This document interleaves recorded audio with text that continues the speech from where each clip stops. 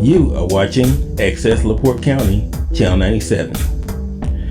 Coming up next is the April 16, 2024 meeting of the Michigan City Common Council.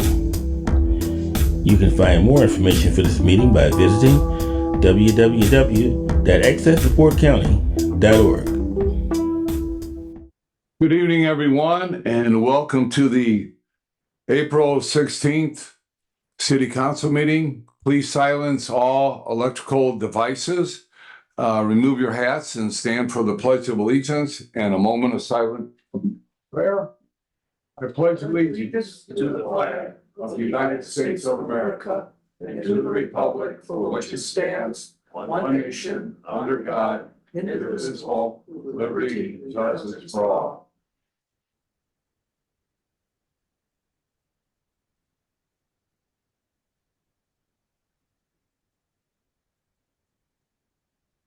Madam Clerk, if you would take the roll call, please. Mr. Beatrice, Present. Mr. Coulter, Present. Mr. Dabney, Present. Dr. Cora, Present. Ms. Lee, present, Ms. Moldenauer, President. Mr. Joseph, Present. Mr. Prespolinski, Present. and Ms. Tillman. We have 8 present and 1 absent.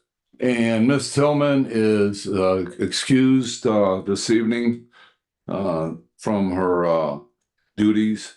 She had a family emergency, so I hope everything comes out well there. Excuse me, I have to shut off my electrical device.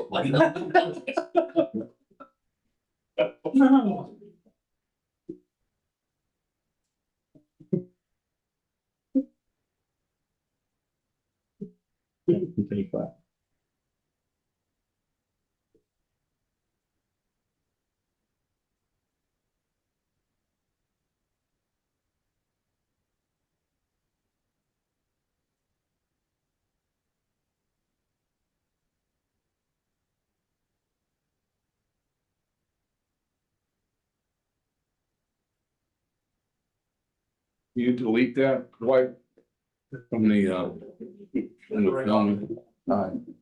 Yeah, edit it or whatever they call it in the filmmaking. Yeah. All right, one thing that I wanted to bring up, and I wanted to bring it up right at the beginning of the council meeting that happened this week. All the council members are aware of it, and I just want to address it with the public. We had a fire commissioner that wanted to resign.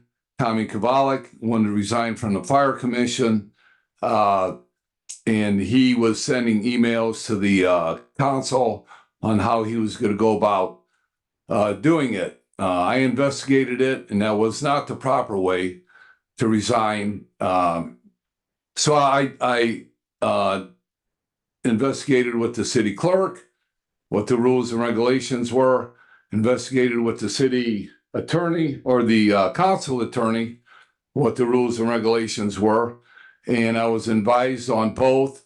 And so then I decided, well, if this is what Mr. Kovalik wants to do, I want to give him the proper way to go about doing it. In doing so, myself, Gail Nylib, city clerk, Mr. Kovalik, saw him yesterday afternoon, and we had a meeting in the clerk's office, which the council attorney said by law was legal to go ahead and do. So that's why we did it. And we explained to Mr. Kovalik the proper way to resign if that's what his wish was. It was not the council's doing. It's what Mr. Kovalik wanted to do. And at that time, he did say, yeah, he wanted to resign and that he would go ahead and send an email to the city clerk describing such activities that he wanted to do. And he did hand in his badge at that time to the city clerk, which is fine. And well, I guess before the whole meeting started, Mr. Kovalik was out in the hallway filming activities in City Hall So then I asked him if he'd come into the clerk's office, and I asked him if he would turn his camera off because we wanted to have a meeting together. So he goes, yeah, no problem. So then come to find out today, after I got a phone call from the city clerk, is that Mr. Kovalik had his audio on his phone, and he put that audio on Facebook, and it went live to the public, and that's legal. By state law, that is legal. It's called a one-party system, so that's fine. Okay, I just wanted to make it clear to the public that the film was reviewed by the city attorney, and everything that was discussed in that 5-minute meeting was legal, and there's no discrepancies whatsoever from the city council or from myself as the president of the city council or from the city clerk.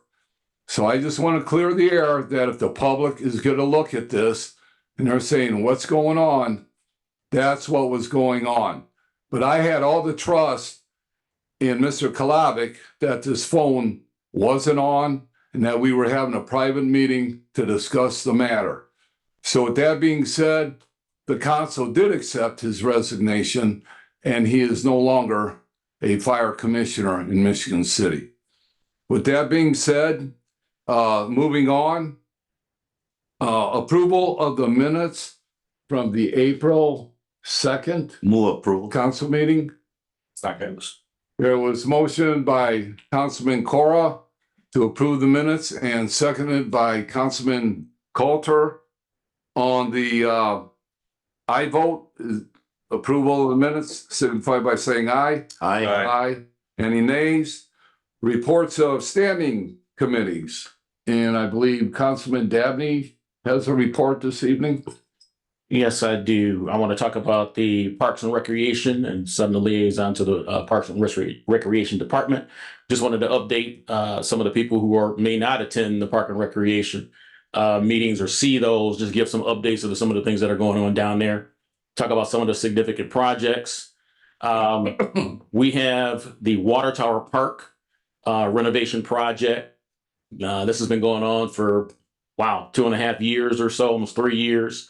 But that has been, the bids have been accepted and work will start on that park here very soon. The Fetters Alley all-inclusive playground and fitness park that we've talked about. And we've talked about the project being about $4 million or so. We have funding from the city, Congressman Mervan's Community Project Fund, and we need an additional $1 million. That's where we stand as of right now, before we have all of the funding to move forward with that. The old bandstand renovation project, the construction has begun already, and it's about 75% complete with a completion target date of May 15th. There will be a ribbon cutting event for the unveiling of the renovation on July 6th at 6:00 p.m. The Senior Center remodeling project has been done as well. What happened? They moved the offices to the south side of the building to open up the view in the back so that the people who are renting or the people who are in the Senior Center can now have a view of the lake and the dunes. There was new flooring and new paint put in there as well. We had renovation in our Washington Park Zoo of the wolf exhibit. And there's a new window that's been installed for up close viewing of the wolves.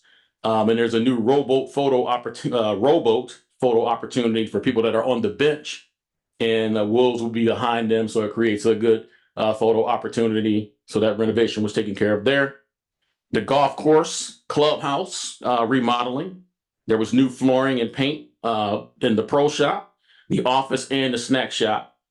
There's a new service counter that was put in there, opening up more space for more merchandise to be sold out at the golf course. New programs. There was a new program put on the Pantries in the Park program at Walker Street and Gardena Parks. Ribbon cutting ceremony was done back in January. There was a city food drive that was collected over 1,500 pounds of food and other essential items. And 6 more pantries are being constructed to be installed in neighborhood parks throughout the city. The Adult Basketball League is back. The Assistant Superintendent, William Walker, started the Men's League back in January 2024. The Park Department has not had a Men's League since 2014. And I got to give a shout out to Kerry Krasinski, who was there actually running things on site to keep the league going. And I went to a bunch of those games and everything was running smoothly with the Adult Men's Basketball League.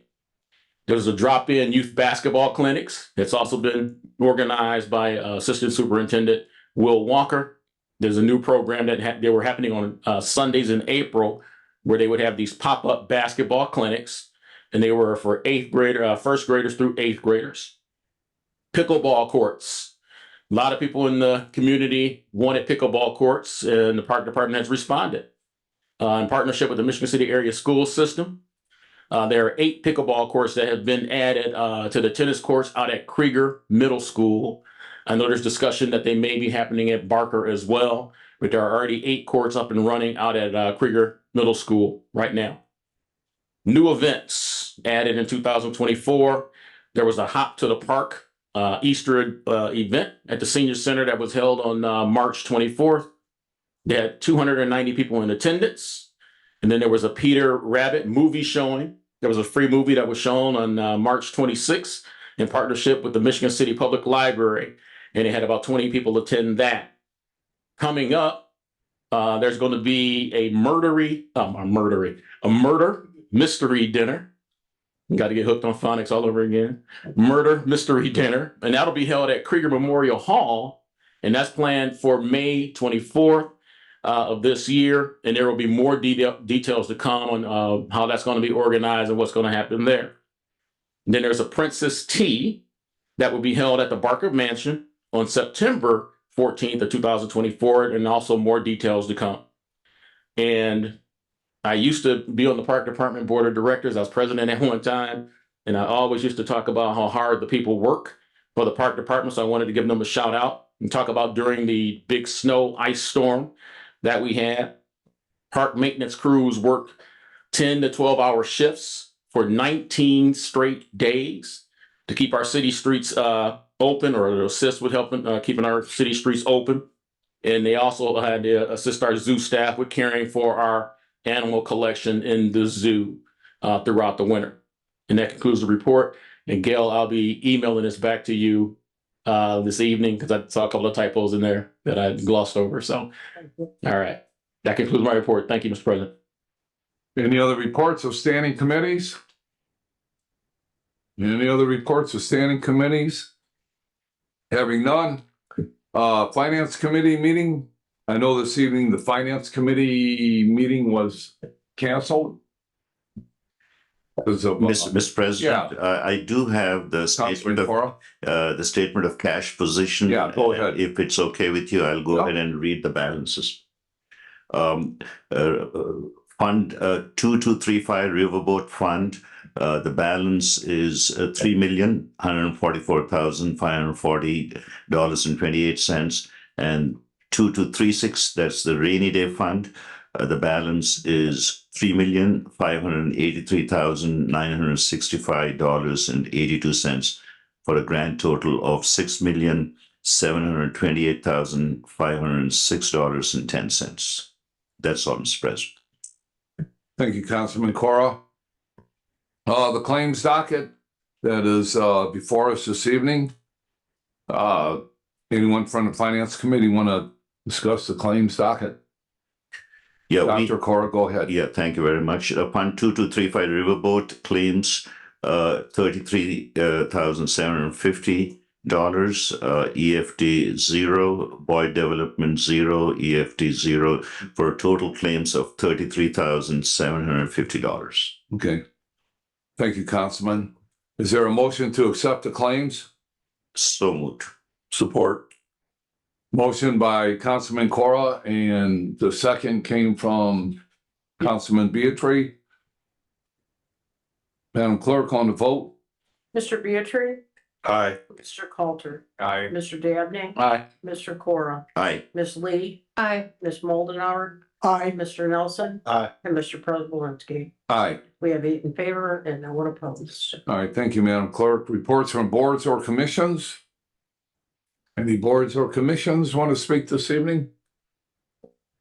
Councilwoman Mullenhour? Thank you, Mr. President. This again is an announcement from Andy Jans Davis, who's chair of the Michigan City Sustainability Commission. The Earth Month extravaganza will be held the first Saturday in April, the first Saturday in May, which I believe is the 4th of the month.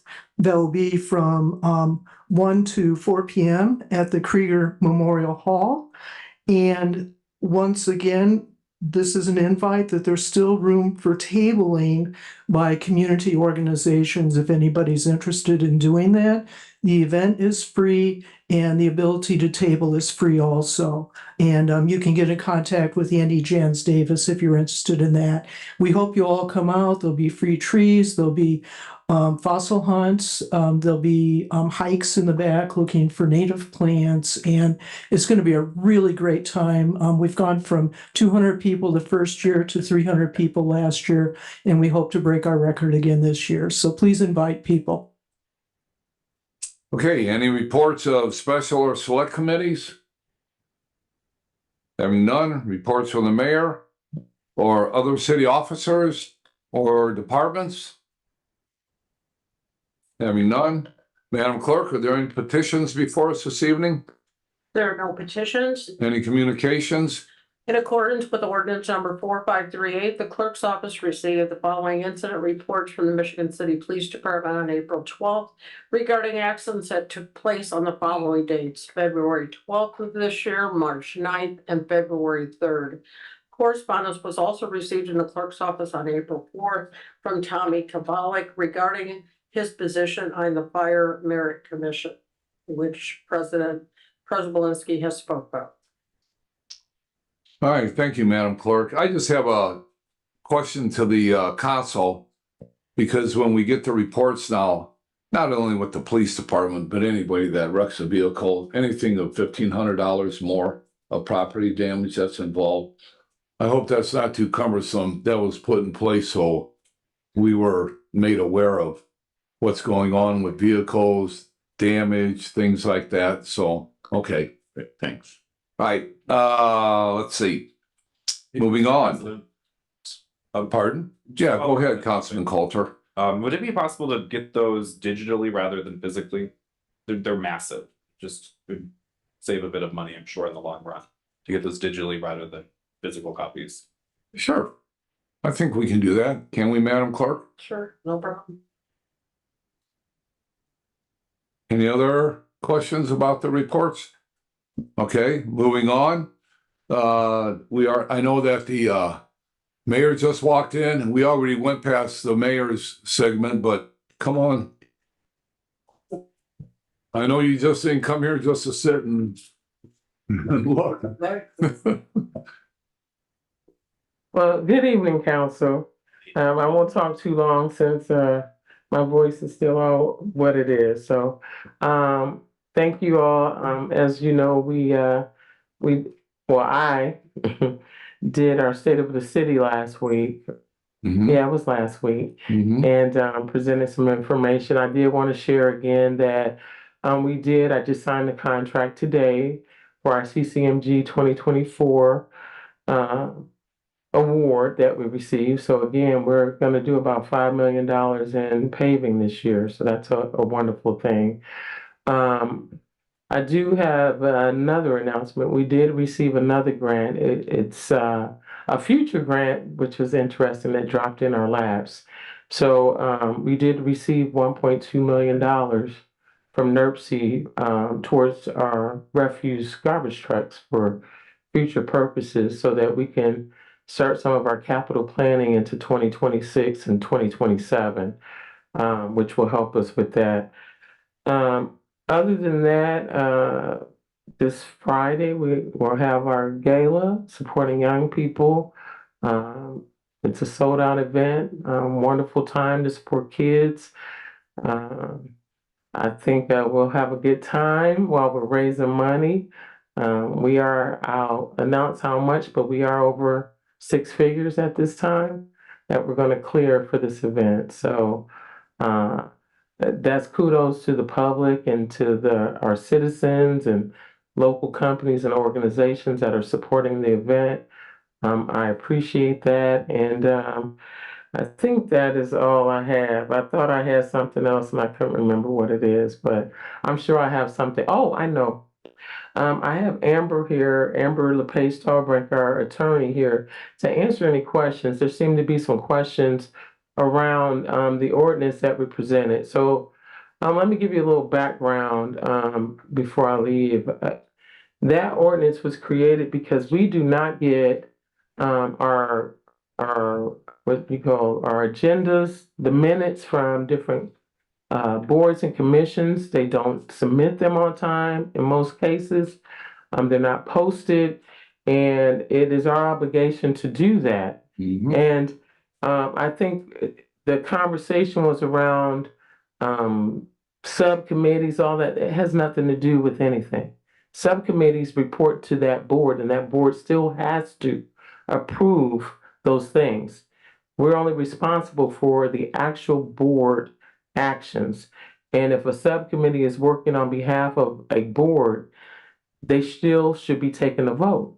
So subcommittees have nothing to do with this. Also, we continue to allow bad behavior. So if boards and commissions are meeting monthly and they're not supplying their minutes, how will the public know what they're doing? It's an obligation for these boards and commissions to do that. If there's something in there that you don't agree with, you make an amendment to that. That's what happens. I said, but our attorney, she reached out to all the boards and commissions and to their legal counsel to get feedback, and they were all okay with it. And she also reached out to the department heads to ask the same. So if there's an issue, my issue is I want everything to be transparent to the public on what the boards and commissions are doing, who's attending, who's not. That way, you all can help me and yourselves when we appoint people to these boards. If they're not going, they're not attending, how would you know if you don't see the minutes? How would you know that? So that ordinance is to make sure that people don't have conflicts of interest in dealings when they're on these boards and commissions. It's just for a matter of transparency, not being heavy-handed, except for heavy-handedness is we want the agendas and we want the meeting minutes on time. And we want them on a regular basis. And if they're not, and again, I also want to make sure that our administration is responsible for posting those in a timely manner. So if we give you a mailbox to submit your minutes and your agendas, some boards and commissions don't have to by statute, and that's okay. But there are several that you can go on the website and you'll see there's nothing posted or they're sporadic. So that was the only reason why that came about. It's just to make sure that we have good government.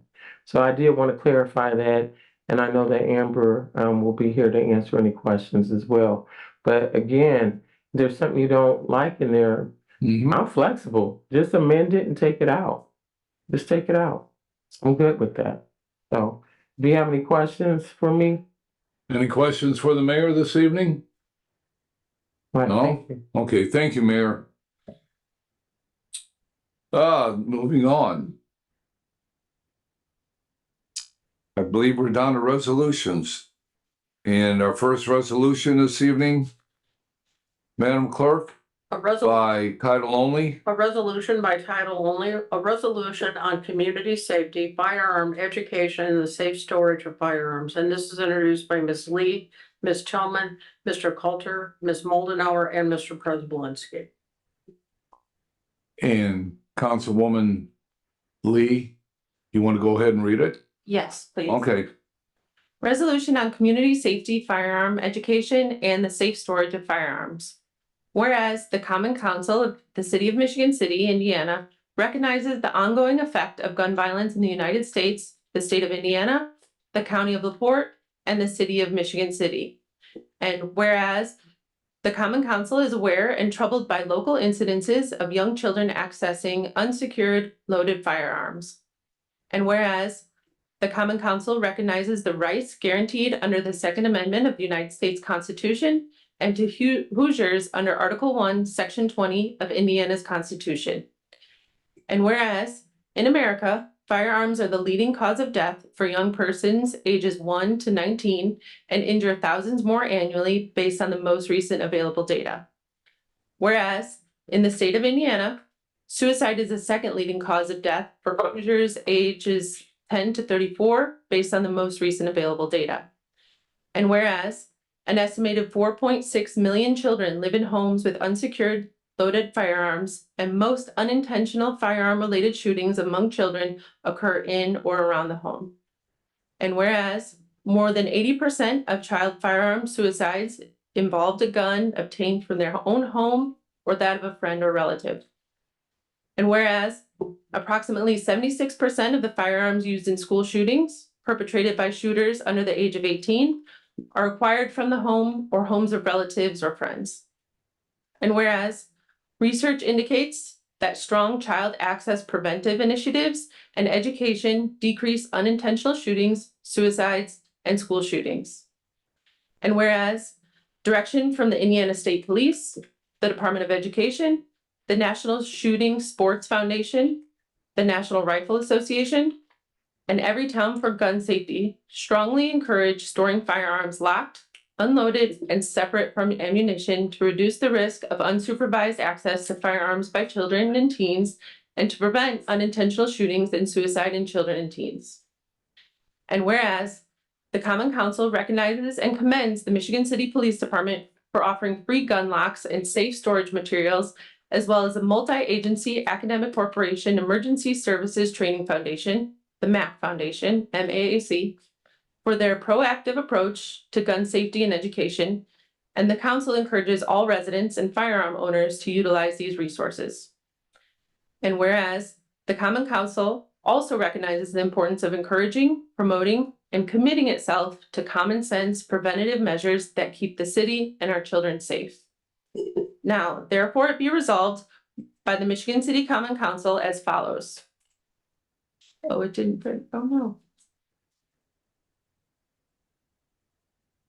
Part of it is, the city of Michigan City urges its state and federal legislators to enact laws which incentivize firearm safety training and education, as well as the purchase and use of secure firearm storage devices to prevent access by children and teens.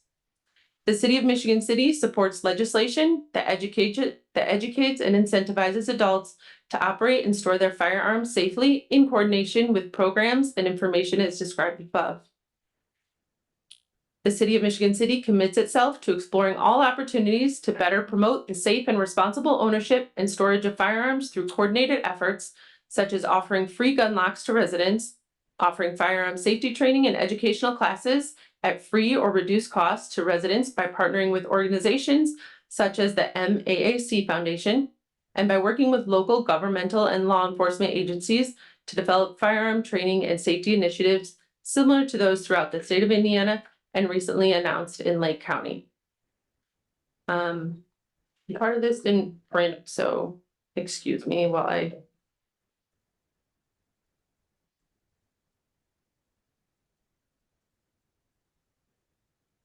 Mr. President, while Councilwoman Lee is finding that information, I'd like to add my name to this resolution. Okay.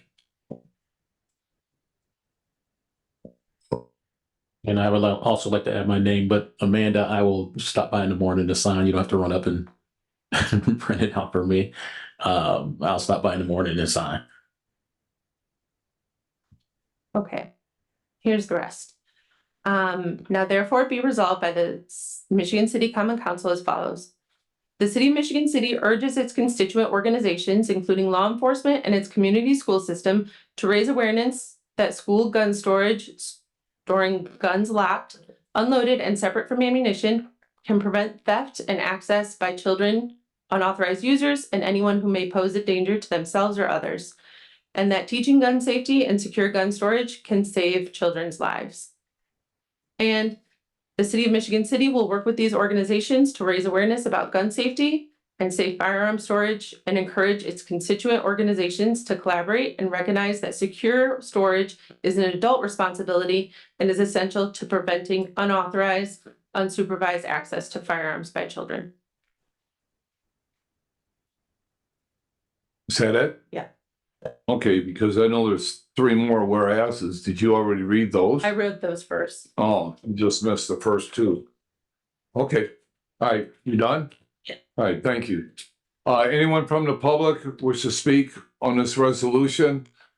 Yeah, Tommy Calabi, 1316 Ohio Street. I mentioned this to the previous council a few times. We need to amend our ordinance. It's only a minimum fine of only $100 to discharge your firearm within the city limits. I'm pretty sure that was put back like the 70s. You know, back then $100 was a lot of money. It's a lot more. I think, why report, I have to ask the prosecutors about this one from the election. They said, we could charge with criminal recklessness, but I don't think it's worth it just to hear, if you hear a gunshot, to call if they're just going to get minimum $100 fine. We need to maybe add a crooked number on the front, put a 0 onto that. Thank you. Anyone else from the public wish to speak on this resolution?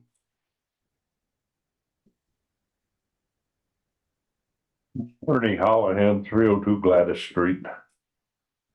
It seems to be going overboard with separating your ammunition from your weapon. When you need the weapon, you're going to have to dig everything out to get ready for someone coming in your house. That was my main issue back in the 80s when I went and got my permit and got the gun, because I worked nights and they were kicking people's doors in, coming in their houses back then, close to my neighborhood. So I got the gun for my wife, for her protection, when I wasn't home at night to protect her. But she didn't want nothing to do with it, so I got my permit, and I carried it occasionally, not all the time, but probably need to carry it more often with what's been going on in Michigan City. You got a lot of illegal people having guns that shouldn't have them. They think they're allowed to have it because they're 18 years old, according to our governor. They're allowed to have it as long as they're not a felon, but they don't realize they're a felon. They can't even own a gun. So, but they still do it. With the shooting over here on Kentucky Street, converted to a machine gun. This is not going to resolve anything with the criminals. They're still going to do what they're going to do. They're going to carry that gun regardless. Because they know they're against the law anyway, they don't care. So that was my reasoning for getting one myself, to protect my household. I do keep it locked in the lockbox. It'd be a inconvenience to get it out of the lockbox before they get into the house. If they're kicking doors in, coming in. Anyone else from the public wish to speak on this ordinance or resolution? And once we get done with the public comment portion, then we have a presentation here from Councilwoman from Valparaiso this evening, who was the originator of this resolution in Valparaiso. Right. Go ahead, sir. 617 Union Street. Mr. Lee, thank you for recognizing that we have an issue in our community and throughout America. So thank you. Some people don't even want to talk about it, so thank you for doing this.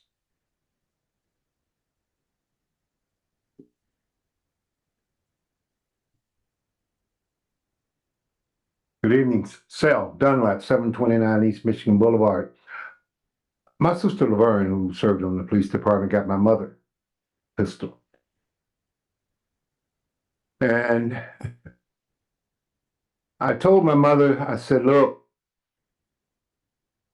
if you ever have to pull out this gun, don't be trying to give people Jesus. You send them to Jesus. All right?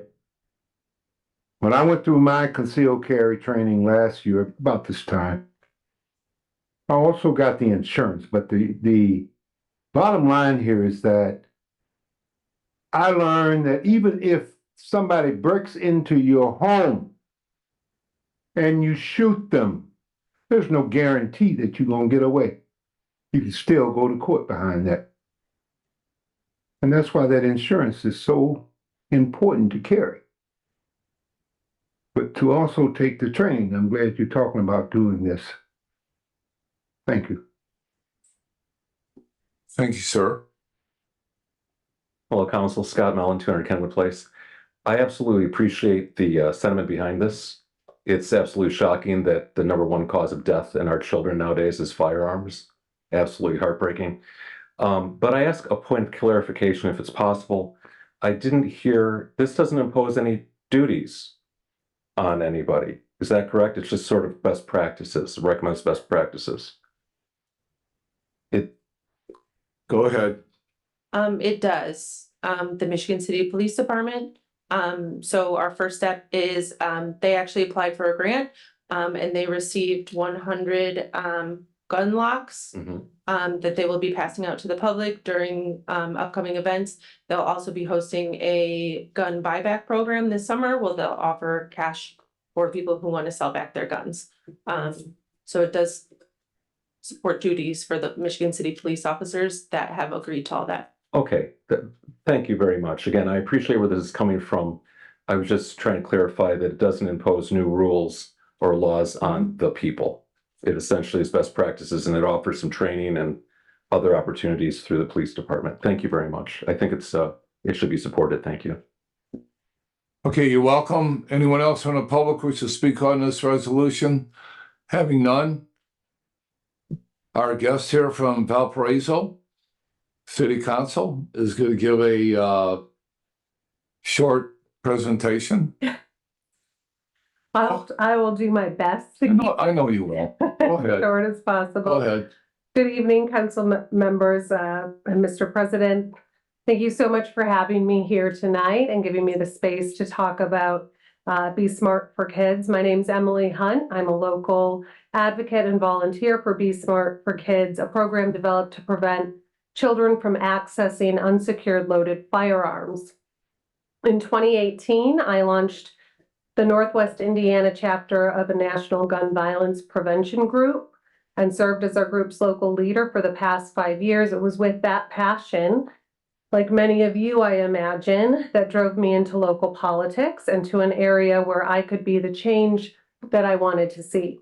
Last year, I was elected to Valparaiso City Council and serve as an at-large council member, and I'm proud to share that our council recently passed our own community safety resolution with unanimous support, including that of Second Amendment supporters. But tonight I'm here to talk to you as a gun violence prevention advocate and as a mom and a fierce defender for the safety of our children and our community.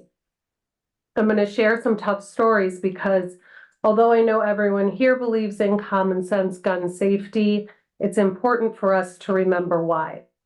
Why safe storage matters, why common sense legislation matters, and why local action matters. So I'm going to give everybody here tonight a trigger warning right now. I'm going to talk about some incredibly difficult things, children dying and child suicide. Some of these will be incredible. Some of the stories I'll share tonight will be incredibly difficult to hear and even harder to forget. And that's exactly my goal. A little bit more about our local group. At our very first local meeting in February 2018, which happened to be 10 days after Parkland, so we saw our attendance go from 15 to 150 people overnight. A mom attended that meeting and stood up. Her name was Candace Cole, and she told us about her son Eric, who just 7 months prior was at a babysitter's house when he accessed an unsecured loaded firearm that was hidden under a bed in a shoebox. He was with his 7-year-old sister at the time. When Eric accessed the gun accidentally went off. He unintentionally fired it and struck himself in the forehead. Eric died 2 weeks before his 5th birthday. This is Eric. Candace's story is a gut punch, and not just because of the unimaginable loss of a child, but because of how preventable it is. And we know Candace's story isn't the only one. Be Smart was developed to bring parents, adults, and local leaders like you to get together and dedicate themselves to making sure we're doing every single thing we can to prevent deaths like Eric's. Be Smart reminds us of the easy steps we can take to prevent our kids from accessing guns. In the United States, as you know, firearms are now the leading cause of death for our children. This is an increase from the second leading cause of death position it previously held, although it has been the leading cause of death for Black children for quite some time. More than 1,600 children under the age of 18 are killed with guns every year in the United States. That's an average of 5 children every day. Next slide. And we know that approximately 90% of guns used by minors in those suicides, homicides, and unintentional shootings come from the home. In the United States, approximately 4.6 million children live in a household with at least one loaded and unsecured gun. For those unintentional shootings, there are 2 groups most likely to unintentionally shoot themselves or others. And those are high schoolers between the ages of 14 and 17, directly followed by preschoolers under the age of 5. Everytown for Gun Safety has tracked these incidents of minors accessing unsecured loaded firearms since January 1st, 2015, and you can find them at the hashtag #NotAnAccidentIndex. The number of unintentional shootings by children in 2023 surpassed 400, the most ever since tracking began. You'll find Eric's story there. You'll also find the story of Jacob and Kimberly Grayson's 5-year-old daughter who was unintentionally shot and killed by her 6-year-old brother. The handgun had been left loaded in a safe with the key left in the lock. You'll also find 2-year-old Wyatt's story from Couts and 8-year-old Hunter's from Lake of the Four Seasons and 2-year-old Grace's from Portage, and Kyler's and the 3 children under the age of 6 who we lost in the span of 4 months at the end of last year after they accessed an unsecured loaded firearm. What's more, we know that incidents of gunfire on school grounds up to 80% of school shooters under the age of 18 obtain their gun from their home or the home of a friend or relative. And although school shootings are notably less likely to occur than the unintentional shootings that this program focuses on, we have, of course, experienced our own shooting right here in Indiana, when on May 25th, 2018, a 7th grade student shot and injured his classmate, Ella Whistler, and his science teacher, Jason Seaman, at Noblesville West Middle School after accessing guns from his parents' safe that had the keys left in the locks. Whether we're talking about school shootings or shootings in the home, the guns our kids are using are most commonly accessed from the home. Deaths like Wyatt's and Hunter's and Grace's and Eric's, mass shootings like those at Sandy Hook and Uvalde, and the FedEx shooting in Indianapolis, they can stun you into feeling helpless. But the truth is, you're not. There are so many steps we can take to be helpful, to be powerful, to prevent our children from accessing unsecured loaded firearms. So what are those steps? That's where Be Smart comes in. I'm going to start with the S in Be Smart. The S stands for Secure Your Guns in Homes and Vehicles. This is the most important step we can take today to simply and effectively prevent child gun deaths. And if you remember anything from the conversation or this presentation that I'm giving today, it is this. What do I mean by securing guns? Store them locked and unloaded, yes, with ammunition kept separately. That is the best practice from Everytown for Gun Safety, the Indiana State Police, the Department of Education, the NRA, and the NSSF. Some commonly used secure storage practices include using a cable lock, which are now available through Michigan City Police, a lockbox, a firearm safe, as well as storing firearms unloaded, again with ammunition stored separately. These do not include shoe boxes. They do not include purses. They do not include Tupperwares in your closet, hidden behind a pile of clothes that you think your kids don't know about because they do. And they do not include secure devices that have the keys left in them. This is Haley. She was a typical little girl who loved riding her bike. She was getting ready to celebrate her 9th birthday in just a few days, and she was playing in the bedroom with her cousin when they accessed an unsecured gun. On April 7th, 2017, Haley's cousin found that gun, pointed it at Haley, and unintentionally shot her in the throat. Haley spent 4 days on life support and died on her 9th birthday. Haley would still be here if proper gun storage precautions had been taken in her home. The American Academy of Pediatrics notes that storing guns unloaded and locked with ammunition kept separate in a separate place can mitigate the risk of child firearm injury. The bottom line is this: storing firearms unloaded, locked, and separate from ammunition prevents access and will save lives. The M in Be Smart stands for model responsible behavior. Every law-abiding adult has the right to decide whether or not to have a gun in their home.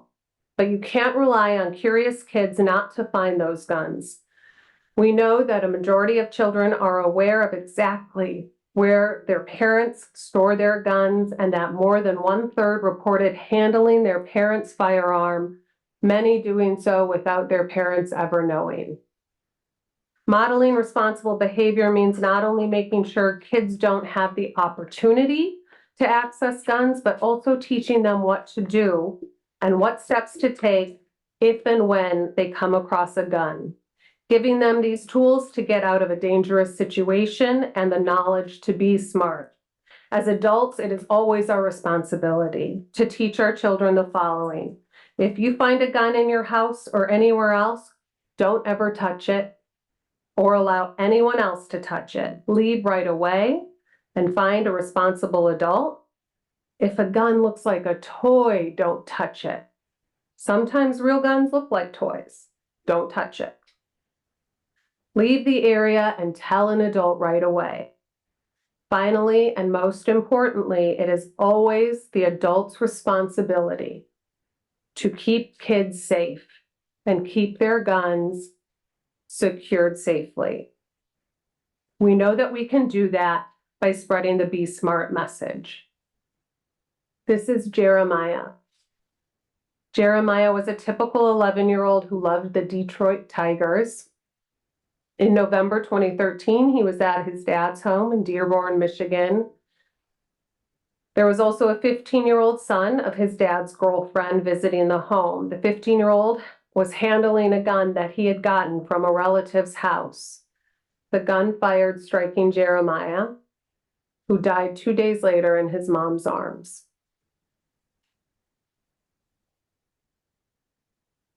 The A in Be Smart stands for ask. As we talked about, there are about 4.6 million children in the United States living in a household with at least one loaded, unsecured firearm. That's why you need to ask about firearms in the homes your child visits, as well as the homes that you're visiting. As parents and caregivers, we ask about so many things for our kids: allergies, dogs. Will adults be at the home when my kid comes over? What video games will they be playing? At schools, we send home materials about tobacco use, railroad safety, internet safety. Guns should be included in those conversations. As parents, adults, and caretakers, we can normalize these conversations by making them part of our initial text exchange with other adults when our kids visit those homes, as well as when we're making family plans for the holidays. This might seem awkward, but no responsible gun owner will be offended by this question. I think some of us have been convinced that this is a personal question, or are worried that we might offend somebody if we ask how they store their guns. But I would offer you that there's nothing more offensive than leaving an unsecured, loaded firearm accessible to a child, except for when that child dies after accessing it. This is Noah. Noah came from a family of gun owners. He enjoyed hunting with his parents. In December 2011, Noah was at a friend's house, Skyping with some girls from school. There were 4 unsecured guns in that home. Noah's 15-year-old friend held one of the guns to Noah's head while Skyping with those girls. When Noah said, "You won't shoot," his friend pulled the trigger, not knowing the safety wasn't on. Noah died instantly.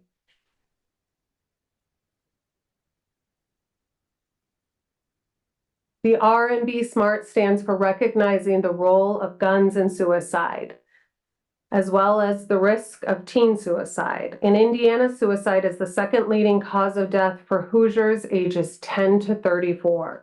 Take this information into consideration. Most people who attempt suicide do not die unless they use a gun. In fact, 90% of suicide attempts with a gun result in death, a much higher fatality rate than any other means of self-harm. If you know your loved one is in distress, you might want to consider temporarily removing a gun from your home. Many local law enforcement may be an option to keep your gun. Also, some licensed gun dealers or gun ranges may be willing to temporarily store your guns, or you could store them at a family friend's home in a secure way. I want to tell you about Mikey. Mikey was a 13-year-old from Brewster, New York, a friendly, popular 8th grader. He was an expert bowler, an avid athlete, and he loved video games.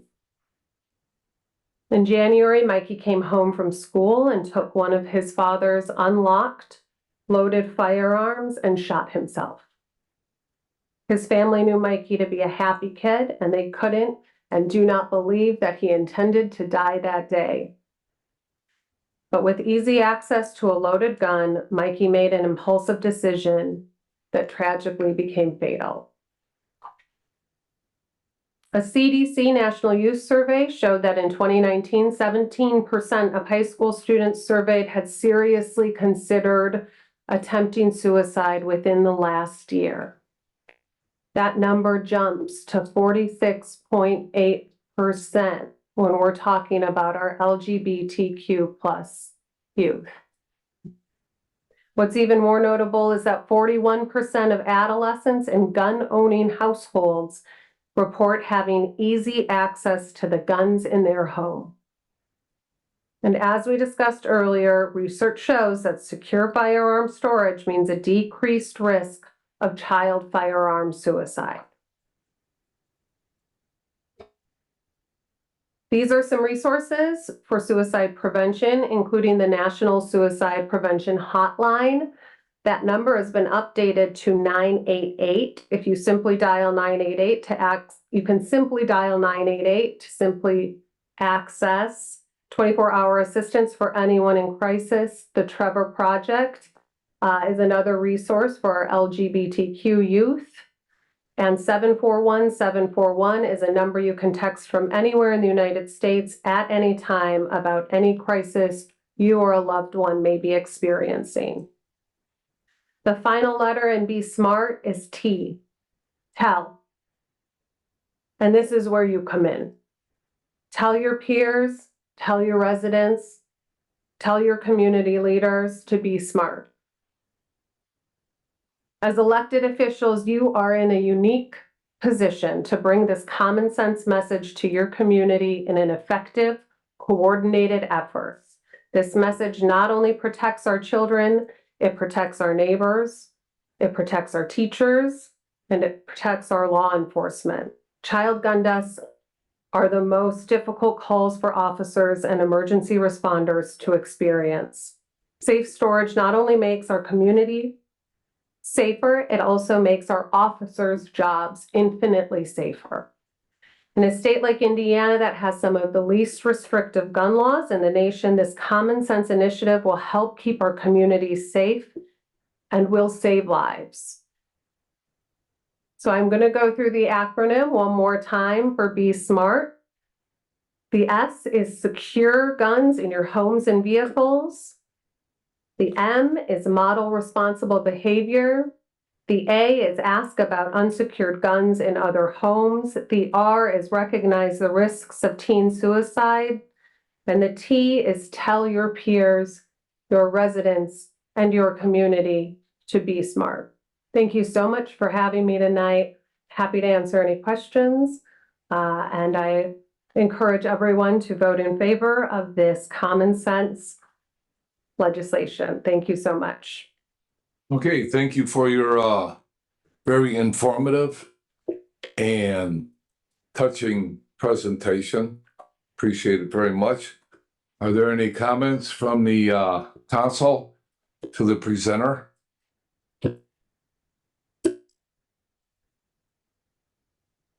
Mr. President, I do. Hold on. Oh, I'm sorry. Councilman Cora, go ahead. I want to thank you very much for coming over this evening and giving this presentation. This is the second time I've heard it. I heard it the first time with the League of Women Voters of LaPorte County. And I'll have to say it is as impactful this time as it was the first time. And this is a message that everyone who lives in Michigan City, LaPorte County, and our nation needs to hear. I would also like to add that in addition to the NRA, Everytown's Be Smart program and the Be Smart for Kids program that you mentioned, there's also Moms Demand Action for Gun Sense in America, Teachers Unified to End Gun Violence, and there are 18 such organizations in the United States who are a stand for minimally encouraging separate storage of the gun and the ammunition. So these are some really powerful statistics and also individuals who notice this is a major problem in our society and culture at this time. So thank you from the bottom of my heart for coming over from Valparaiso this evening. Dr. Cora? I just want to echo what Councilman Molinar said. Thank you very much for coming. You know, there was, in the past, I had served as a county coroner, so I had seen a situation like this right here in LaPorte County. And so this happens all over, and unfortunately. And so I think raising awareness is very, very important, and we'll all do our part in making sure that happens. Thank you very much. Any other Councilwoman Lee? I want to thank you very much for coming and sharing your message and spreading the word and bringing this over from Valparaiso into LaPorte County so we can do better. Thank you. Thank you, Jonathan. Okay, and I have I guess, a closing comment, since I'm the last one, I guess, with my light on. The one comment that you made was that there's every 21 minutes, someone's talking about the Be Smart program. Okay, someone knows the Be Smart message every 21 minutes. That's what it was in your program. So how do you get the message out besides coming to a city council meeting and telling the city council? How can the city council, or how can the city of Michigan City now get this information out to the community? That's a great question, Mr. President. In Valparaiso, we've committed ourselves to distributing safe storage reminders through our schools, through our police and law enforcement. That includes our police, fire, and sheriff have all agreed to pass out safe storage information at various locations, as well as through community events. Certainly, Be Smart materials, including, I brought some with me that I'd be happy to share with you tonight. Yeah. You don't have to give them to me now, but you can leave them with the clerk before you leave. Sure, I'd be happy to. Okay. Can be distributed at our local libraries, at City Hall itself. And the more we talk about this and the more openly we talk about this, these types of messages really do spread like wildfire.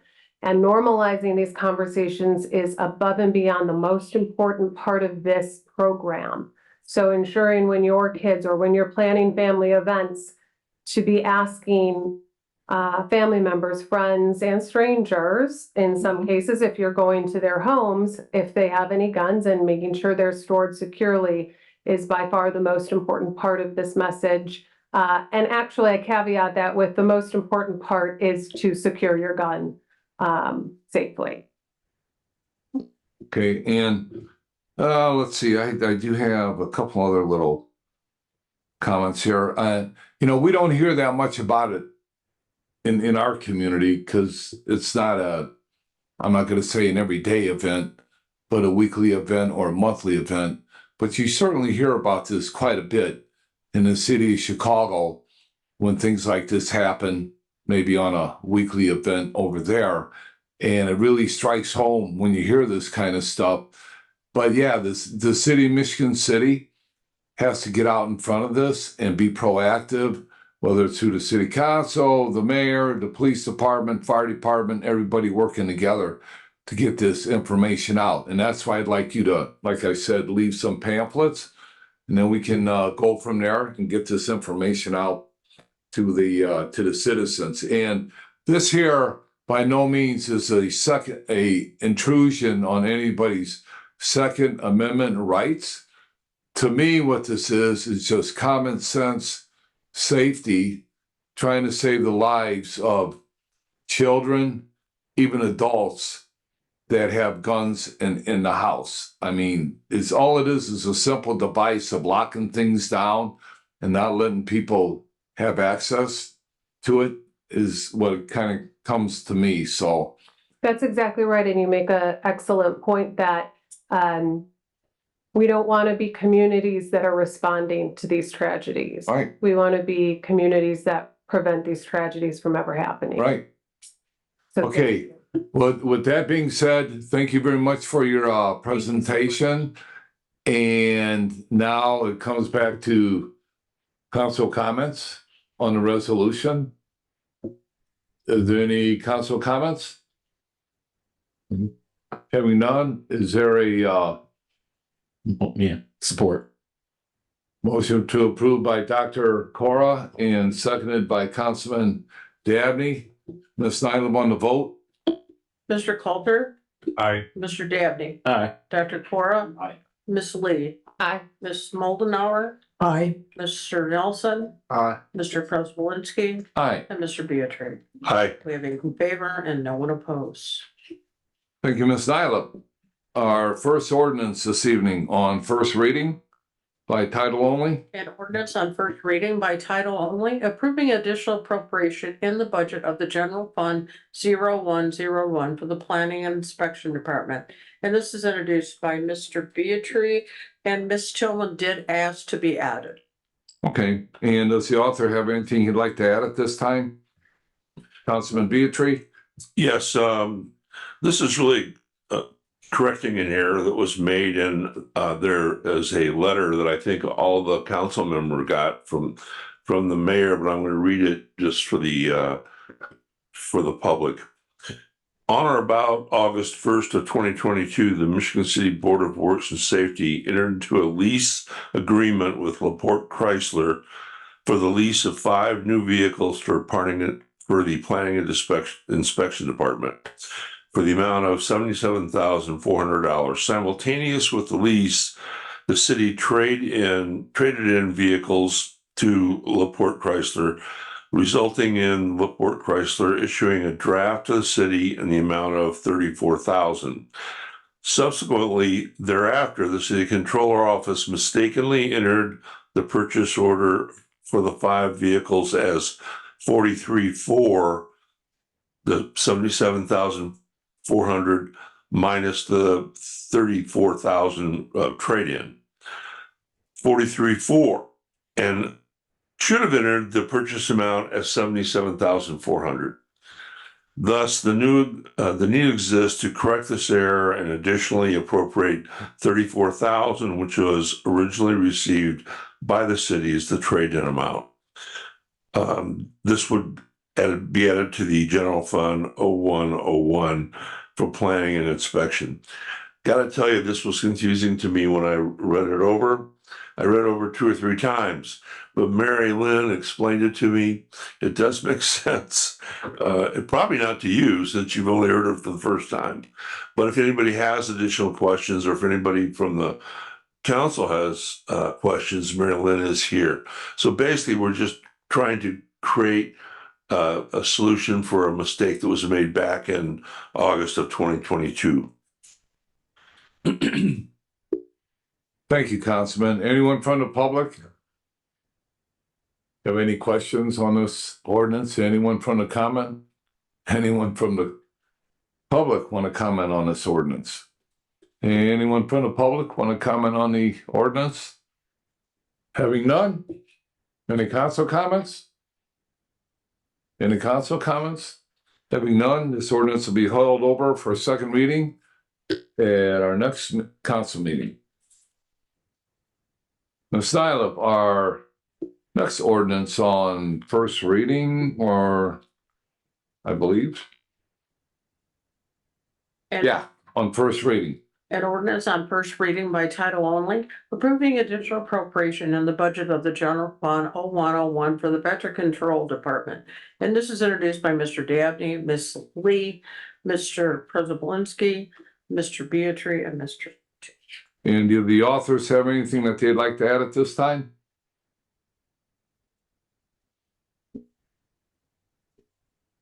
I heard who's got their light lit up? I can't see it.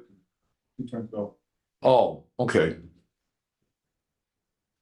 I'll make a comment on it. What we're doing here is decreasing the general fund 65,000 and giving it over to Vector Control for wages and for parts, supply repair parts, and what they're going to be doing on properties that we had contracted out to do grass cutting and mowing throughout the summer. The Redevelopment Commission, instead of paying an outside contractor, is now giving that money over to Vector Control so we can have more control over when the grass is cut, what the lots look like, and if there's a special event coming up in the city, we don't have to wait at the hands of a contractor to say, hey, we need this grass cut today because we got the boat show coming in 3 or 4 days. We call Vector Control, they come over, take care of it, and it's done. So that's the basis of this ordinance. Anyone from the public wish to comment on this ordinance? Rodney McCormick, 617 Union Street. Awesome, something that should have been done a long time ago. Thank you for getting this done. Vector control is one of those departments that does a lot in the city. And anytime we can, hopefully they give them a couple more full-time workers, and it's just a great thing to happen. So thank you. You're welcome. Anyone else from the public? Hello, Scott Mellon, 200 Kenwood Place. I was at the Board of Works meeting yesterday when this was discussed. My understanding was the Redevelopment Commission has their own budget, that the $65,000 going to vector control was from them. This is an example of intergovernmental cooperation, and it's also a cheaper contract than the third-party vendor, so it's a win. But I don't understand why the general fund is funding it if redevelopment is funding vector department. Does that make sense? Sounds like there's a double $65,000 here.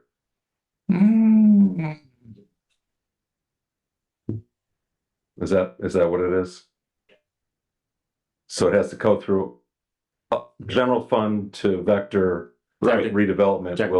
They will be reimbursing us for the 65. Thank you. That's Sounds great. Yeah. That's our redevelopment. Following the money, man. There we go. But yeah, this is a good thing. City cooperation and keeping it in-house. Thank you. Thank you.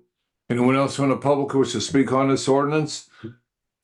Having none, any further council comments? Councilman Beatrice? I was at the Board of Works meeting as well, and the redevelopment commission was actually paying $92,000 for the work that was being done. So switching this to vector saves them money and gives the $65,000 of the 92 back to the city. So great idea. And both the redevelopment commission and Brett Kelly from Vector were thumbs up on this. So I think it's a great idea too. And it will allow us to hire more people as well. All right, any other further council comments? Having none, this ordinance will be held over for second reading at our next council meeting. Our next ordinance this one's on the table. So someone from the council has to make a motion to bring it off the table. And then there has to be a second, okay? And then we have to vote on it to bring it off the table. And majority, if they vote yes, it'll come off the table. Otherwise, it stays on the table. Okay, there's been a motion by Councilman Coulter, second by Councilman Cora. Ms. Nyla on the motion to bring the ordinance off the table. Okay. Mr. Dabney? Aye. Dr. Cora? Aye. Ms. Lee? Aye. Ms. Moldenauer? Aye. Mr. Nelson? Aye. Mr. Prespolinski? Aye. Mr. Beatrice? Aye. And Mr. Coulter? Aye. We have 8 in favor and no one opposed. Thank you, Ms. Nyla. And our city attorney is here this evening. I requested that she come because I know at the last meeting, there seemed to be a lot of questions on this ordinance. And I felt if she was here, she could get a lot of these questions answered and we can move along with this ordinance. So, Councilwoman Moldenauer? Yeah, I'm confused over the distinction between boards, commissions, and the committees. And when Mayor Angie spoke, she talked about subcommittees. So to me, it seems almost like these committees are attached either with a certain board or commission. So if you could help clarify what that structure is for me, that would be extremely helpful. So in our ordinance, we referred to some of our boards as boards and some of them as commissions. So it's just a general catch-all term. It didn't go into subcommittees or extra committees. Does that help? I guess I'm trying to encompass like every board and commission. So like the redevelopment commission, the Board of Zoning Appeals. So it was a general catch-all boards, commissions. So then my question was, the only example I can keep coming up with is the Public Art Committee. Okay, So is that attached to? I would say a it is. commission or a board? I'm just trying to figure out the structure. Yes, I would say it is, yes. But we could add that in there for clarification. Because Yeah. there's not technically the commission in there. I was just wondering why committees would not be included, because it seems like we would want them to be following best The practices. intention is to also. include every single board or commission of the city. So I would definitely say the Public Art Committee would be one. Mhm. Okay, Because, and here's the thought process, because when you look at what we're trying to accomplish here, we're trying to establish general rules for all of these boards and commissions, right? And one of the main rules that we're trying to establish are our minutes. Mayor alluded to the minutes as being important, but what I think the council needs to recognize is how important, because our Indiana records retention schedule says our minutes are permanent and critical. It's something that we need to have and maintain. When the State Board of Accounts is coming in, they want access to our minutes. I know in the past, when we've tried to search for certain minutes, it's been difficult. So why not establish some general rules and have everybody on a best practice to get them all in a standard spot? So, Councilwoman Mulder, we can definitely add that amendment, but the intention is to encompass every single one of them within the city. I certainly understand the intention, the intention of this, and I support it 100%. But I think that committees need to know that they need to post their agendas and post minutes also. So that was my question. Correct. There didn't say boards, And we can clarify commissions, that. We can add an amendment. and committees. So that would be my suggestion, that we actually add that as an amendment if at all possible. Yep, be happy to do that. Thank you. Yeah, so by amendment, we would just add committees. Just clarify the Yeah, definition. just clarify the definition. Okay, great question. Did anybody else have any, Councilman Coulter? So one question I've had that I should have probably asked earlier is that one of the commissions I was on previously, the Historic Review Board, one or two members of that board hasn't shown up for a year. Would it be in interest of this the council to add an amendment saying that if you missed more than 3 meetings, you're automatically off, or something along those lines? That's a question I've had for it. So every board commission that we have within the city, they all have different types of removal provisions. I don't have that one off the top of my head, but it may just be they serve at your pleasure, where you could find that that's reasonable cause without even putting it in here. But I'd be happy to explore that with you with the historic. I just don't know that one off the top of my head. Yeah, reviewing that one today, I didn't see it in there. Okay. So that I would like to see that either in that one or in the general ordinance that we're looking at right now. Let me look at that question specifically. And like I said, each one of them has a different, so many of our boards and commissions are governed by state law. And the state law will have the removal provision. And I wish there was one simple answer for when someone's removed, but there's not. Each one has a separate one. So let me look at that and see if that would even be something reasonable to put in here. I'm thinking not, but I think we treat each one on a separate case-by-case basis.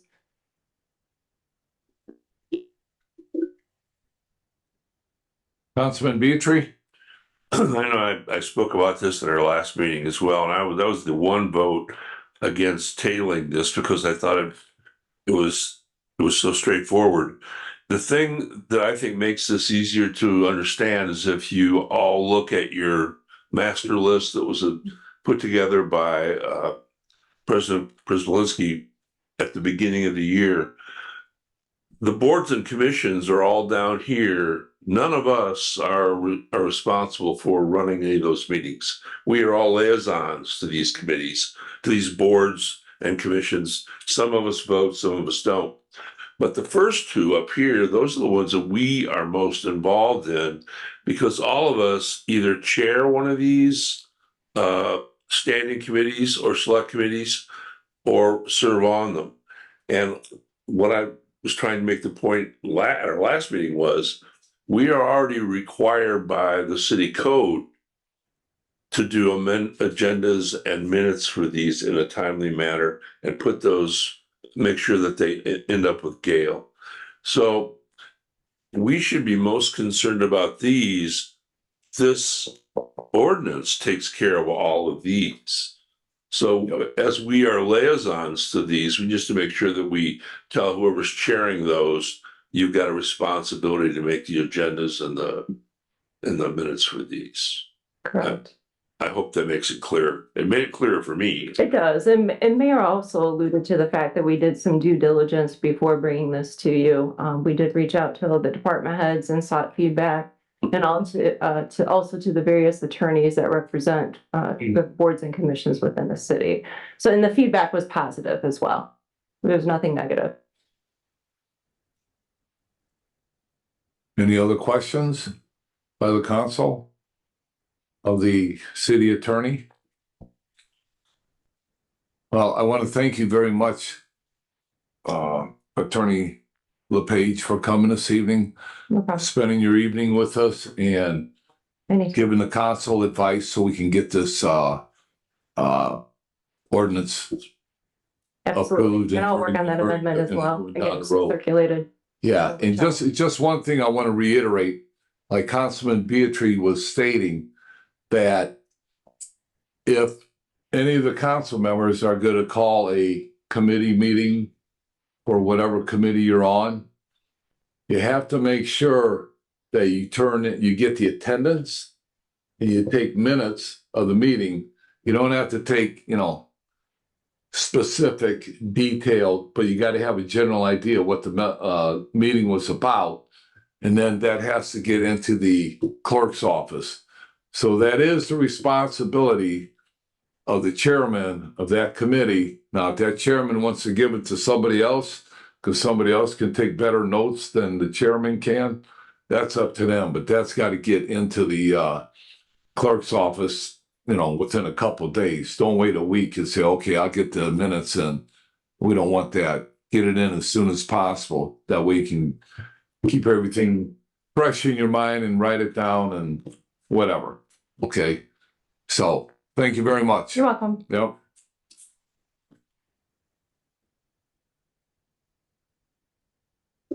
Okay, we'll move on to public comment on this ordinance. Rodney McCormick, chairperson for the Social Status of African American Males. I'm with Mr. Coulter down there when he said attendance. Some of these boards, attendance is horrible. People are getting put on these boards and they're not showing up. That need to be added to this ordinance. And you guys, it's like you have the right, if we don't sign these non-disclosure or follow rules, it seems as though when I was at the last meeting before I got sick, that you guys had the right to take those individuals off. It's too hard to get some of these people off the board, but if they're not showing up, we need to get them off. We have, I don't want to name all the boards, but we have several boards that where we don't have a quorum. And we have a lot of important business to do for the people. And when we need to get it addressed, this needs to be taken care of in this ordinance as well. Like it or not, we have to have it done. Most of the bylaws clearly states that we have to turn in our minutes. Ms. Nylup has, for the last 3 years, have complained that people won't turn in their minutes, and the board this board has done nothing about it. There's a reason why those minutes need to be turned in, and we need to get it done. It's just very important. Next, I just want to know the non-disclosure. I don't understand that. Is there something I'm missing? What is it that we don't supposed to disclose? Can somebody answer that?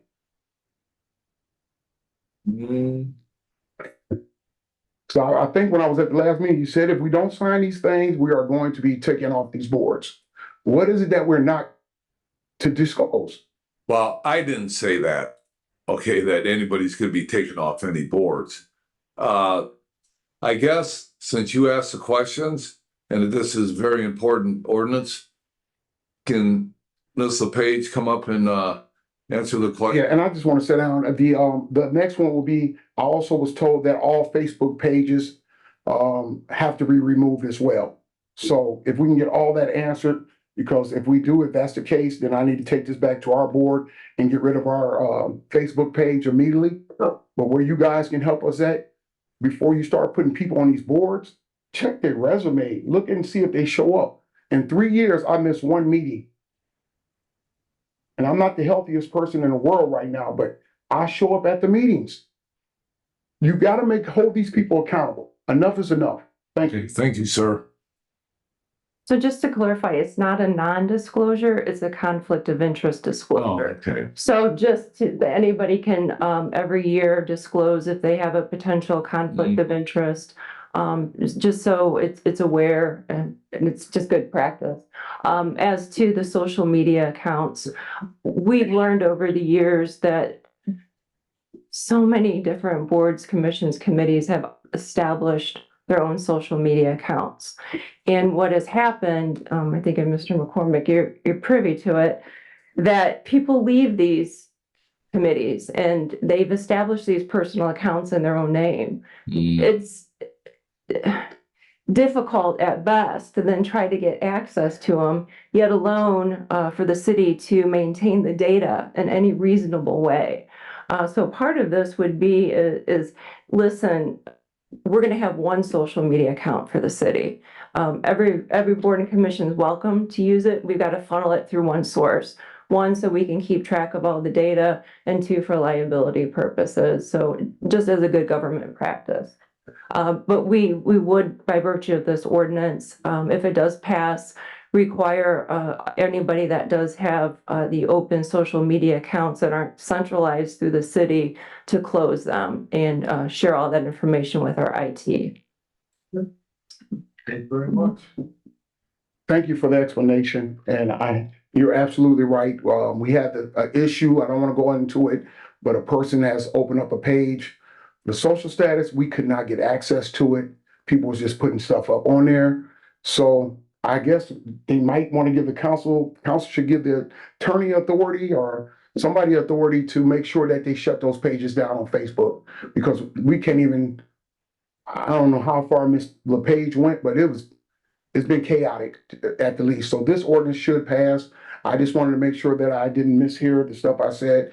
And I ask you to please go back to the meeting. I think it was the first meeting of this month. Go back and look at what you said, and it's clear that you said that you guys will have the power to remove them. Thank you.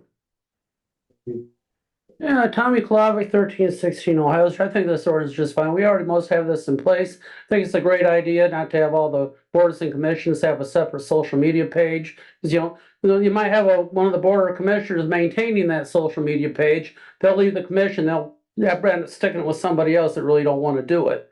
So, it's like I said, the city really should have more control over the content of those social media pages. I also want to say that all the meetings, they should have a hard copy agenda at all the board and commission meetings available for the public to come in. I know there's a commission that never has a hard copy agenda available. Thank you. Yep, they're violating the open door law. Hello, Scott Melancher at Kentwood Place. I've also noticed, since I've been trying to get more involved, that I wonder if it can be added to this, that their meetings have to be added to the eMichigan City calendar. Sometimes the only way I've known a board is met is that I see it posted on LaPorte Access. So it seems like this might be an appropriate ordinance, since it has to do with minutes and agenda reporting, that they have to post on the calendar that they're meeting. I find it very hard to attend a meeting that I don't know happened. I think that was it. But yeah, that's been bothering me, because I'm like, that sort of defeats the open door policy if you don't know what's happening. Yeah. So, and this might be an appropriate piece of legislation to include that. As far as attendance, it sounds like there's state law that applies in many of them. Certainly any board that has a stipend attached to it, nobody should get paid a stipend for a meeting they don't attend. I don't know if that's already the case. And it sounds like each board could probably have its own removal policy, since there can't be a general one because it might violate state law. Yeah, it's just an idea, man. Okay, so maybe boards have to come up with their own policy for removal. Thank you.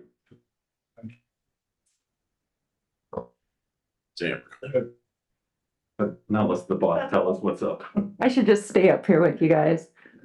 Just so you know, the city is working on a new website right now to make all of that transparent, because I agree, we're trying to move, especially with this administration, into transparency through technology. And we've got to just create the right webpage to do that. But that's part of it. So, yeah. Anyone else from the public wish to speak on this ordinance? Good evening, Dakota Euler, 718 Emma Street. After the last meeting, I spoke to a few of you asking questions about the conflict of interest disclosure forms. If we're going to be asking board members to fill out these forms, it should be easily accessible. And I was on the Indiana Gateway website looking for these conflict of interest disclosure forms. The city of Michigan City had one on the Indiana Gateway site in 2021 and none for the subsequent years. So just trying to figure out if those forms that the board members fill out will be available on Indiana Gateway or where they're available. Okay, thank you. Anyone else from the public wish to speak? Having none, any other council comments on this ordinance? Yeah. Councilman Dabney? Now, with all of the changes and the suggestions of, things that should be added to this, if we want to table it again, so we can have some of these addressed up. What do you think, Amber? I see your head shaking no.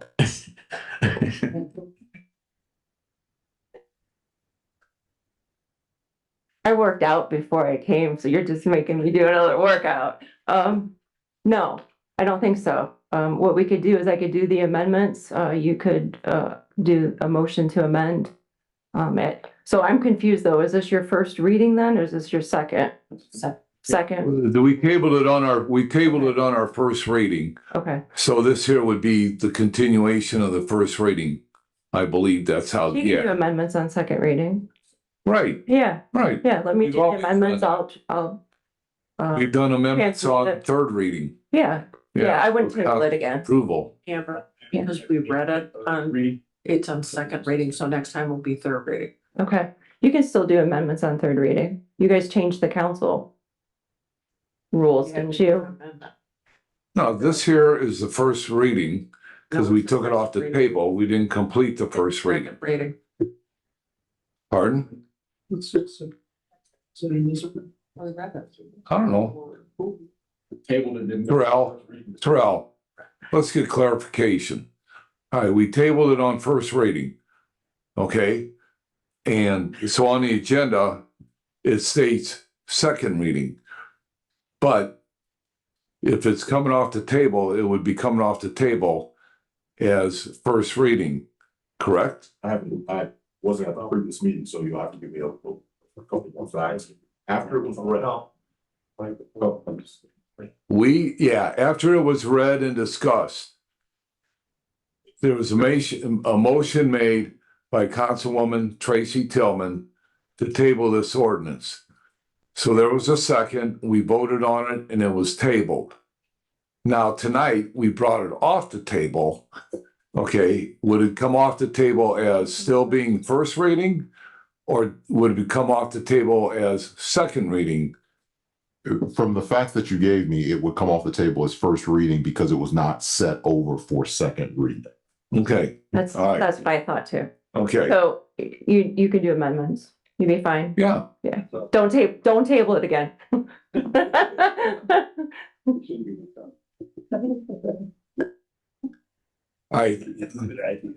Thank you. Anyone else from the public wish to speak on this?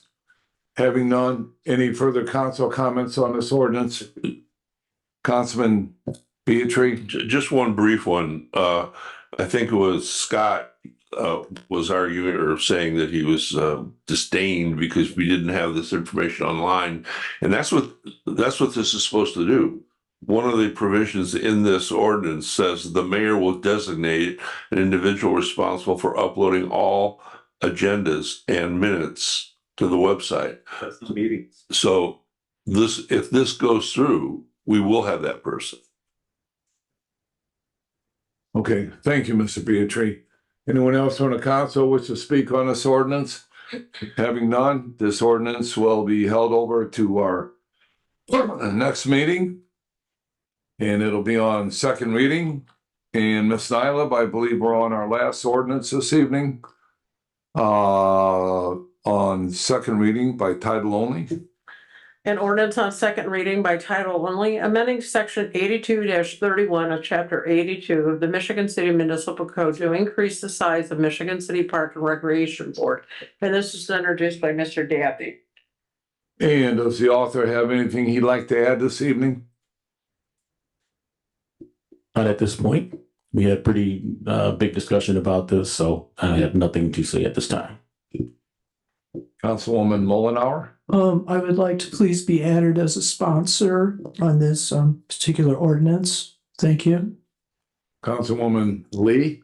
I would also like to be added as a co-sponsor to this, please. Both are on there. Okay. Any other further council comment? Anyone from the public wish to speak on this ordinance? Anyone from the public wish to speak on this ordinance? Anyone from the public wish to speak on this ordinance? Having none, any further council comment? Councilman Dabney? Did you, Joe? We don't have any significant changes of language or anything like that, so I would like to waive the rules and do second and third reading if at all possible tonight. Okay. There's a motion to have third reading. Second. Second and, okay. Cut. Okay, and Councilman, to have third reading and Councilman Cora seconded. Ms. Nylam on the vote. Dr. Cora? Aye. Ms. Lee? Aye. Ms. Moldenauer? Aye. Mr. Nelson? Aye. Mr. Preselinski? Aye. Mr. Beatry? Aye. Mr. Coulter? Aye. And Mr. Dabney? Aye. We have 8 in favor and no one opposed. Thank you, Ms. Nylam. And we will now have this ordinance on third reading by title only. An ordinance on third reading by title only, amending section 82-31 of chapter 82 of the Michigan City Municipal Code to increase the size of Michigan City Park and Recreation Board. And this is introduced by Mr. Dabney. Does the author have anything you'd like to add? Also, Ms. Lee and Ms. Moldenauer asked to be added this evening. Okay. And do the authors have anything they'd like to add at this time? Having none, anyone from the public wish to speak on this ordinance? Anyone from the public wish to speak on this ordinance? Anybody from the public wish to speak on this ordinance? Having none? Any council comments? Councilman Dabney? Motion to approve. Motion to approve by Councilman Dabney and seconded by Councilman Cora. Ms. Nylam on the vote. Ms. Lee? Aye. Ms. Moldenauer? Aye. Mr. Nelson? Aye. Mr. Preselinski? Aye. Mr. Beatry? Aye. Mr. Coulter? Aye. Mr. Dabney? Aye. And Dr. Cora? Aye. We have 8 in favor and no one opposed. Thank you, Ms. Nylam. And we are done with our ordinances for this evening. And that brings us to our next new business. The council has one appointment to the Fire Merit Commission due to Tommy Kovalik resigning, beginning immediately, and it will expire in 12/31/2026. There's no unfinished business this evening. Comments from the public. Comments from the public, and public comment is a 3-minute time limit, and there's no selling back your time to anybody else. It's 3 minutes and that's it. Go ahead, sir. I don't know where the word sale come from, but Rodney McCormick, 617 Union Street. In the beginning of this meeting, you brought up an issue with Mr. Kalabic.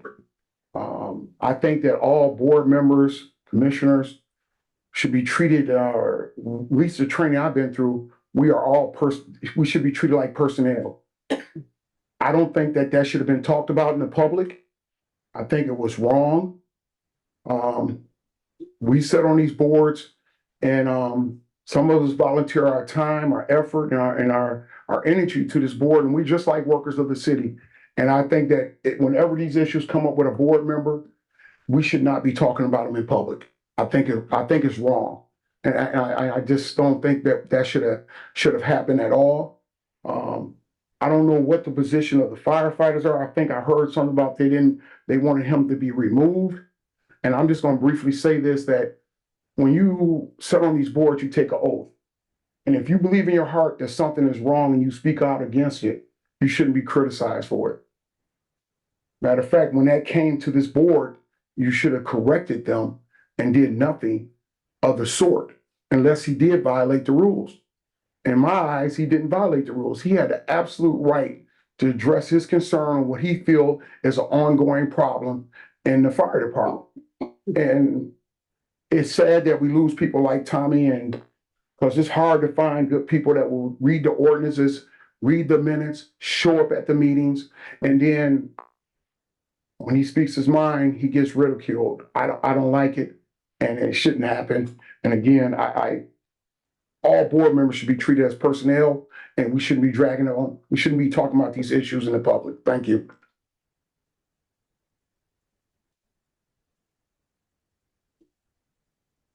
Ernie Hollahan, 302 Gladys Street. Just to touch back on this gun issue, I understand where they're coming from. Michigan just introduced this and just passed this a few weeks ago when grandparents had a little one get shot and killed in their house. So they were trying to figure what they were going to do with the grandparents now. But I do understand it, and I have, with all my heart, kept mine secure as I could, because I took in a grandson that you had to secure it from him. But I did get rid of my shotgun, my .22 rifle. I got them out of my house as long as I had him there. I couldn't secure them, so I got them out of my house, and my son took those. But I do understand it. And it's not getting any better, it's getting worse. Those two parents just got convicted for supplying a gun to their son. So it's never ending. And all the school shootings is never ending. It's really frustrating.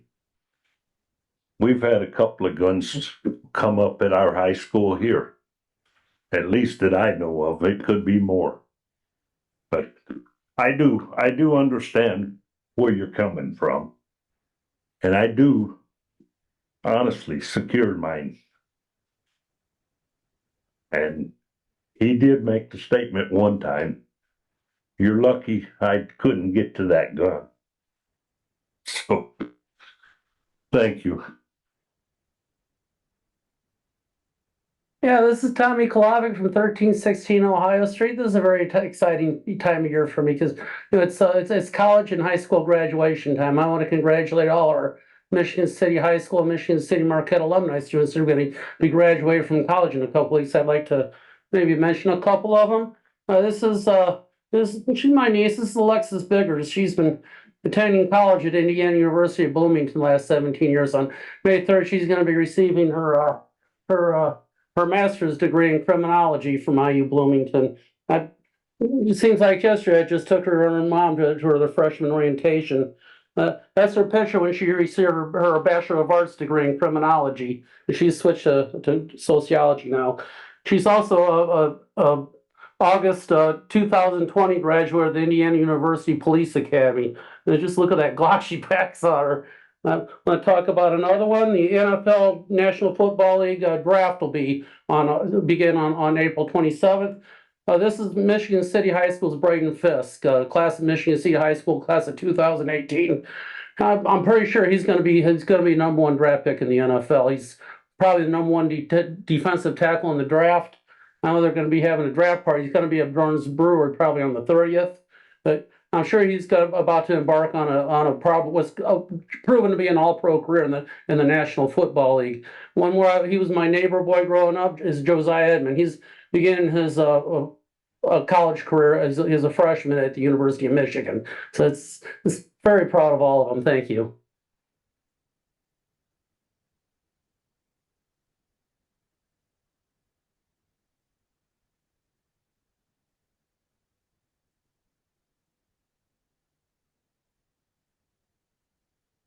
So, Dunlap, 729 East Michigan Boulevard.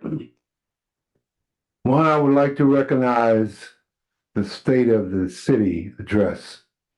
I thought it was so powerful. The information provided really blew my mind in terms of the possibilities that exist here in Michigan City. I'm grateful that we have someone who is up front, as qualified as she is and dedicated to the proposition that we are due a much better future. Earth Day is going to be April 22nd, which is a Monday. We will be celebrating Earth Day over at the Hope Center.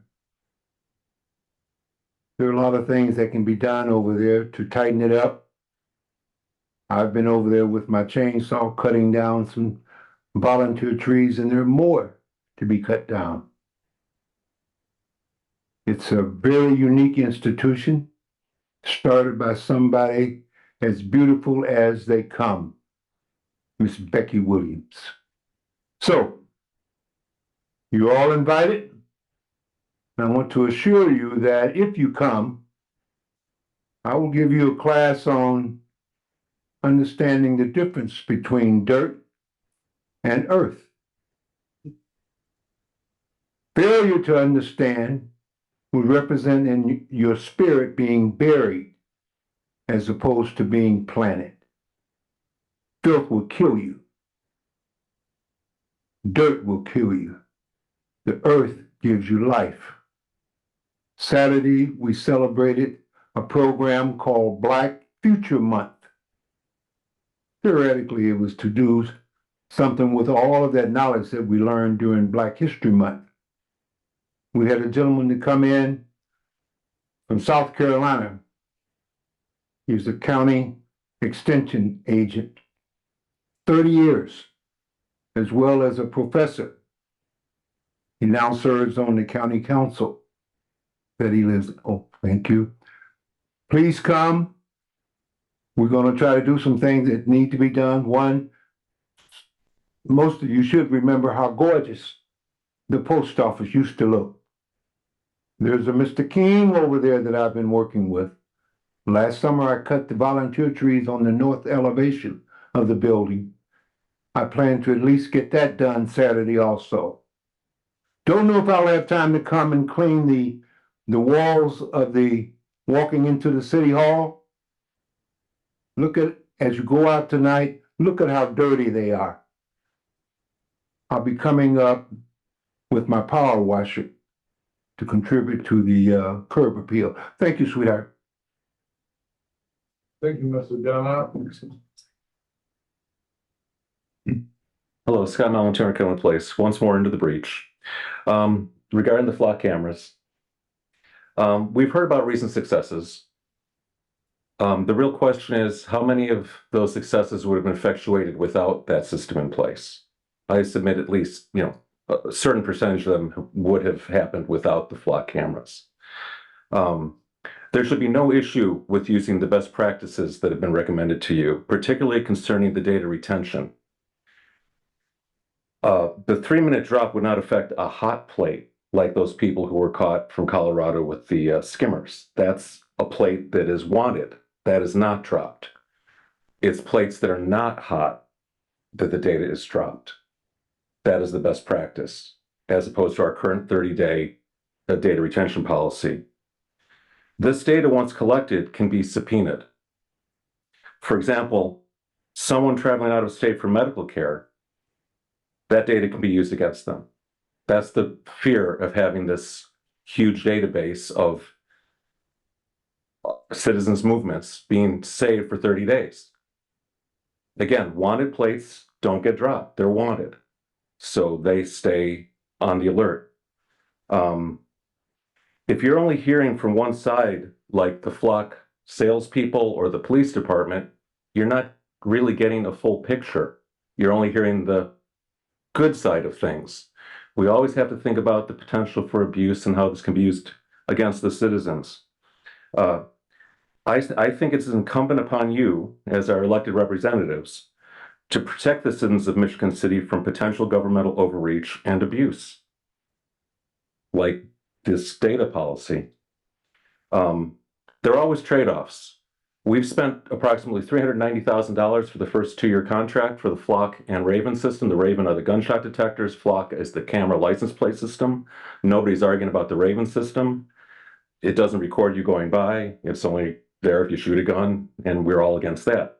That $390,000 would have covered, I think we can all agree, would cover the cemetery's needs. We all kind of came up to a $200,000 or $300,000 tally in our head when we had that presentation from the cemeteries. So there's always trade-offs. And it's not a problem until it's your ox getting gored. We have to think of the future. Again, we're hearing about the successes. We have to protect ourselves from abuses, perhaps in the future. Thank you. Please take this seriously. It's hard to have a complicated discussion in 3-minute increments every 2 weeks. I encourage any one of you to reach out to me. You all have my email address. Thank you. Thank you very much. Thank you, sir. Anyone else from the public wish to speak this evening? Having none, public comment is closed. Any council comments? Councilman Beatrice? Just a real quick question. Since we had the letter from Tommy on the fire merit, at our next meeting, are we going to be taking nominations? Yeah. Okay. Okay. Yeah. No. I'm glad you brought that up. Yeah, that's not on the agenda, but we will do that at the next council meeting. That will take nominations for the Fire Merit Commission, and a meeting after that, a month from now, we'll take the final vote. Okay. And speaking of the flock and shot detection system, Police Chief Marty Corley wants to set up a workshop with the city council.